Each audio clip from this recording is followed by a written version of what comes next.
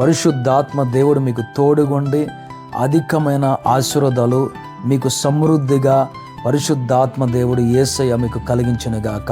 స్వస్థత, విడుదల, దీవెన ప్రభు మీకు అనుగ్రహించునుగాక. ఇప్పుడే యేసు నామములో హెబ్రీయులకు రాసిన పత్రిక 13వ అధ్యాయము 5వ వచనం 6వ వచనంలో ఇలా రాయబడినది, ధనాపేక్ష లేని వారై. మనలో ఇది ఉండకూడదు, ధనాపేక్ష అనేది ఉండకూడదు. ఎందుకంటే ఈ ధనాపేక్ష నేను చాలా అనేక పరిస్థితులకి తీసుకెళ్తూ ఉంటుంది. కోరికలు ఎక్కువ అవుతూ ఉంటాయి, అధికంగా తలంపులు ఎక్కువ, ఇంకా తృప్తి ఉండదు. అటువంటి వారికి, ధనాపేక్ష ఉన్న వారికి తృప్తి ఉండదు. దేవుని వాక్యం చెప్తుంది, ధనాపేక్ష లేని వారే మీకు కలిగిన వాటితో తృప్తి పొంది ఉండండి. చాలా ముఖ్యము, నీకు ఏమి దేవుడిచ్చాడో దానితో నువ్వు తృప్తి కలిగి ఉండడం మంచిది. నీకు లేని చూసి లేకపోతే ఇతరులకు ఏదో కలిగి ఉన్నప్పుడు నాకు అది లేదు ఇదని నువ్వు ఇంకా ఏయో లోక ఆశలు, లోక కోరికలు కలిగి ఉండడం మంచిది కాదు.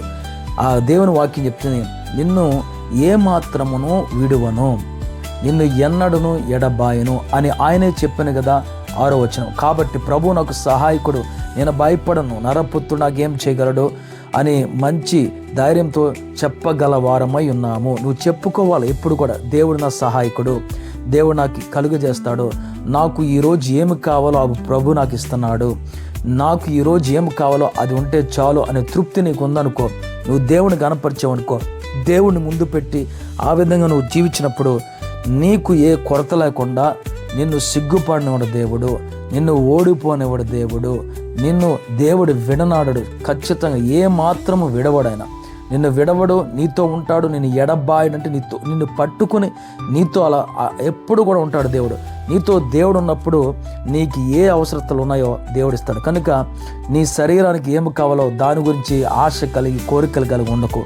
ఆత్మకి ఏమి కావాలో, నీ ఆత్మలో అంతరంగంలో ఏమి ధరించుకోవాలో, నాకు పరిశుద్ధాత్మ కావాలి, నాకు ఆత్మవరాలు కావాలి, నాకు పరలోక సన్నిధి కావాలి, నాకు దేవుని వాక్యం కావాలి, నాకు దేవుని సన్నిధి కావాలని ఆశ కలిగి ఉండండి. దాని కొరకు మీరు ఆశ కలిగి ఉన్న తప్పలేదు. కానీ లోకం మీద కానీ, లోకాశల మీద కానీ, లోకంలో ఉన్న వాటి మీద, ధనం మీద కానీ, దాని మీద కానీ, దీని మీద కానీ, అది కావాలి ఇది కావాలని ఆశలు కోరికలు పెట్టుకోకండి. నీ ఆత్మీయ జీవితంలో ఏ లోటుకున్నాయో దాని కొరకు ఆకలి కలిగి ఉండండి. పరిశుద్ధాత్మ దేవునికి చేస్తాడు. కనుక నేర్చుకుందాం ప్రియులారా, మనము ఈ లోక ఆశల మీద ఆశలు పెట్టుకోకుండా దేవుని మీద ఆశ కలిగి ఉండి, కలిగిన దాంతో తృప్తి కలిగి ఉంటే దేవుడు రెండంతలుగా అత్యుతంగా హెచ్చిచ్చేస్తాడు. నీకు ఏమి కలిగినావో అది దేవుడు అభివృద్ధి పరచబోతాడు. యేసు నామములో దీవించండి, ముట్టండి, తాకండి, ఆశ్రయించినప్పుడే పరలోక దీవెనతో ముట్టమని యేసు నామములో అడుగుతున్నాను తండ్రి. ఆమేన్.